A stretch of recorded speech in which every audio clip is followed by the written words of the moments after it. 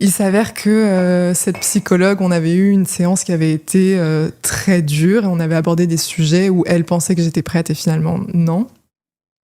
Et en fait, la séance d'après, elle s'est excusée. Et c'était la première fois de tout mon parcours qu'une blouse blanche, parce que voilà, s'excusait auprès de moi.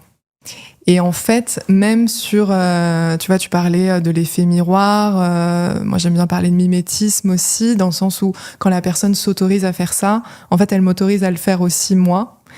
Et j'ai trouvé ça assez extraordinaire parce que pour moi, c'était lunaire qu'une psychologue, psychiatre s'excuse auprès de moi, patiente. Et en plus de ça, ça voulait dire qu'elle pouvait faire des erreurs. Et donc, moi, à cette époque-là, j'avais une image de moi très sur l'exigence. Et donc, interdiction d'avoir la moindre droit à l'erreur, sinon personne monstrueuse.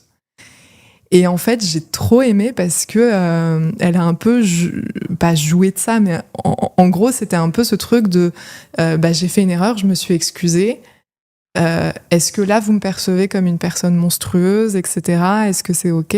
Enfin, un peu un truc comme ça. Et le fait que elle, blouse blanche, dans sa posture en tant que sachante, parce que j'étais très dans ce truc-là, fasse des erreurs et qu'en plus de ça, ce soit hyper entendable pour moi, hyper acceptable pour moi, hyper OK, et qu'en plus de ça, ça renforce le fait que j'ai confiance en elle.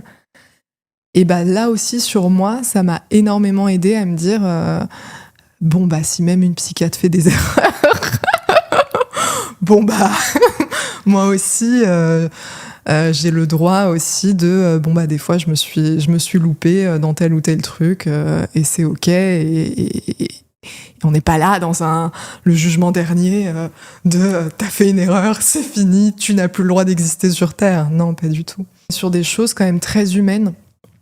C'est très humain.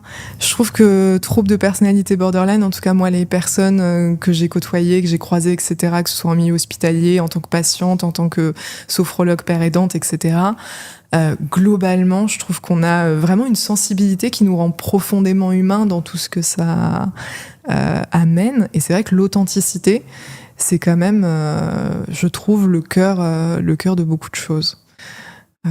Donc voilà.